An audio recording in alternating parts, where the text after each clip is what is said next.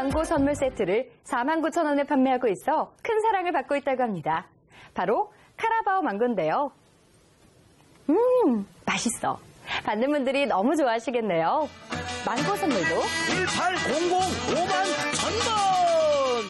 12월에 특별한 크리스마스 이벤트. 마이 크리스마스가 코엑스에서 12월 10일부터 나흘간 진행됩니다. 시즌 데코, 인테리어, 선물 용품 등 크리스마스에 대한 모든 것을 만나보세요. 2015 홈테이블 데코 페어와 동시 입장 가능합니다. 시청자 여러분 안녕하십니까. 창조경제인사이트의 한석주입니다. 어느덧 올해도 12월을 맞았습니다. 아무래도 기업이 현 시점에서 보면 내년도에 많은 환경의 예상을 토대로 해서 경영계획을 짜시기 시작하는데요. 경영계획을 짜실 때는 아무래도 어느 산업이 부각될 것이냐 하는 이 측면에 기업들이 가장 역점을 둬서 예상해보지 않겠느냐 생각합니다. 그런 과정에서 내년도에는 미국과 이라크의 핵협상 타결이라든가 중국의 아시아 인프라 투자은행 설립이라든가 이런 측면에서 보면 역시 신재생 에너지 분야, 이쪽 분야가 우리나라에서 지금 벌써 붐을 일고 있다는 내년에는 세계 산업적인 측면에서 가장 유망할 거로 이렇게 보고 있습니다. 그래서 신년을 앞두고 오늘 이 분야에 우리나라의 독보적인 기술을 갖고 있는 이런 기업인을 모셨습니다. 먼저 화면을 만나보시죠.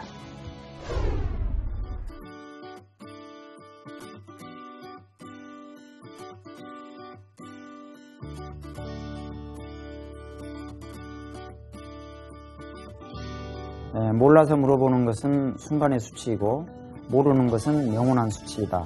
이 좌우명을 늘 새기고 있었습니다. 그래서 사업을 시작하면서 제가 모르는 분야가 있으면 언제든지 누구한테든지 자세히 물어봐서 그걸 이해하게 되고 이해한 다음에는 그걸 사업으로 연결해가는 그런 과정을 지금까지 꾸준히 진행해 오고 있습니다.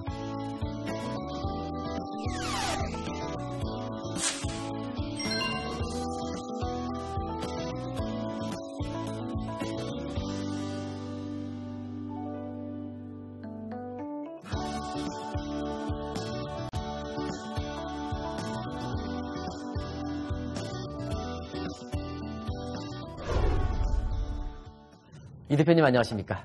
네, 안녕하십니까? 네. 어느덧 12월 이렇게 됐는데요.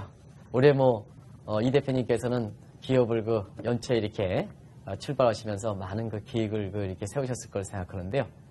이렇게 한 해를 다 가면서 어떻게 목적한 대로 다 되셨습니까? 네.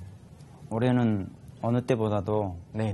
신재생 에너지가 굉장히 중요한 그런 도약의 해로 삼았기 때문에 네네. 저희들은 임직원 전체가 열심히 뛰어서 목표 달성을 충분히 이루고 있다고 그렇게 생각하고 있습니다.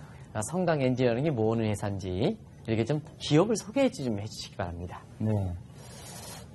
저희는 아주 작은 중소기업 소기업입니다. 네. 직원은 지금 현재 한 45명 정도 되고요. 네네. 1986년도에 설립됐습니다. 한 20년 역사 갖고 있네요. 30년. 30년. 죄송합니다. 30년 정도 됩니다. 그래서 초창기에는 저희들이 전기 설계를 주 종목으로 했습니다. 네. 전기 설계, 그다음에 감리, 그다음에 전기 설비에 대한 안전 진단 이런 쪽을 주로 쭉 해오다가요. 지금으로부터 한 10여 년 전부터 이제 세계 시장이 새로운 에너지를 요구하는 시대로 이렇게 변해가면서 네네. 저희들도 좀 방향을 바꿔야 되겠다, 사업의 방향을 이렇게 생각하면서 신재생 에너지 분야로 이렇게 방향을 바꿨습니다. 그래서 신재생 에너지가 이제 대표적으로 태양광 발전, 풍력 발전, 그다음에 연료전지, 바이오 이런 쪽이지 않겠습니까? 그래서 그쪽에 이제 기술진을 확보하고 그쪽으로 이제 쭉 사업을 진행해 오면서 최근에는 그쪽 분야의 시장이 급격히 성장하면서 저희들도 같이 그렇게 회사가 발전하게 되어 있습니다. 네. 이 신재생 에너지 주목받는 이 신재생 에너지 분야가 뭔지 이거 기업을 소개하면서 잠시 좀 말씀해 주시긴 했습니다는 지금 이렇게 워낙 이렇게 관심들이 높으니까 신재생 에너지 분야가 뭔지 좀 이렇게 포괄적으로 좀 말씀해 주시기 바랍니다. 네, 신재생 에너지 하면 뭐 대부분 가장 먼저 떠오르는 분야가 아마 태양광 발전 설비라고 이렇게 이해하고 계실 겁니다. 태양광 발전이 대표적이고요. 그 다음에 이제 바람을 이용한 풍력 발전.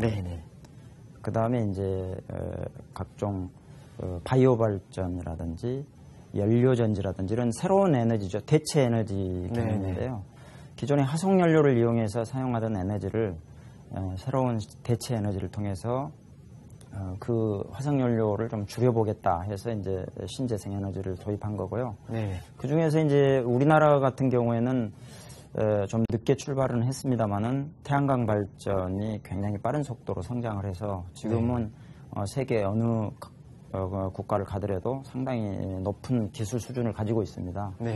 특히 남부지방의 그 태양광의 일사량이 아주 높기 때문에 그거를 활용해서 태양광 발전 설비를 많이 시설하게 됐고요.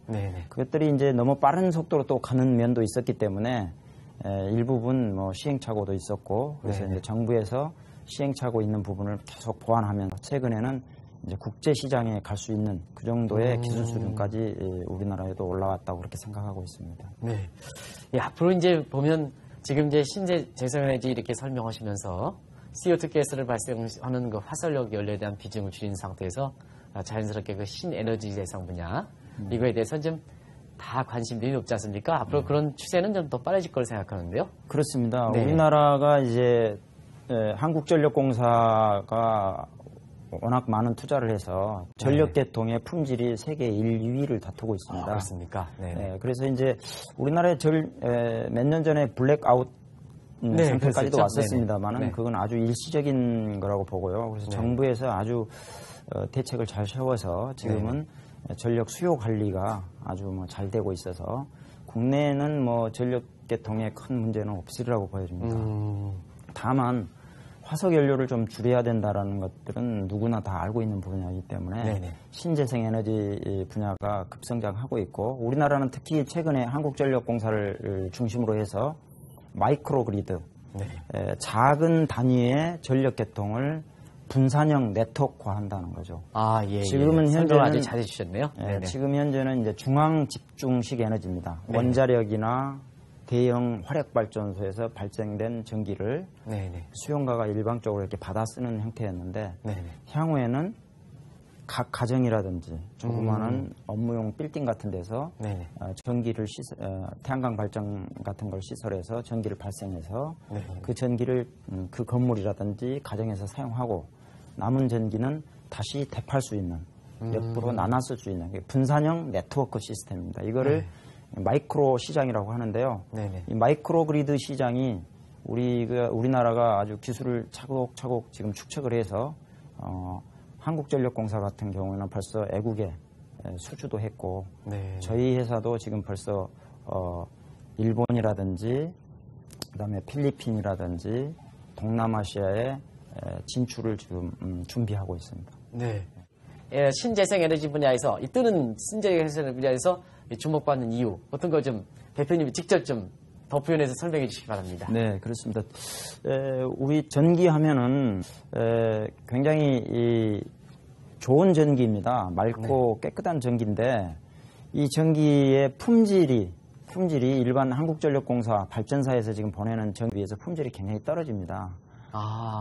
오히려 날씨의 영향을 받게 되거든요. 날씨가 해가 떠 있으면은 좀 발전량이 많이 나오고 구름이 끼면 발전량이 좀 떨어진다든지 풍력 같은 경우는 바람이 좀 세게 불면 발전량이 좀 올라가고 그런 거 가지고 품질이라니까 그렇습니다. 전기에도 품질입니다. 퀄리티라고 하는데 이게 품질 그래서 우리나라의 전기의 품질은 한국전력공사에서 아주 잘 보내주고 있기 때문에 제가 아까 말씀드린 대로 세계 1, 2위를 다투고 있습니다. 그런데 이 신재생 에너지들이 갈수록 이렇게 늘어나게 되면 품질이 조금씩 떨어지게 됩니다.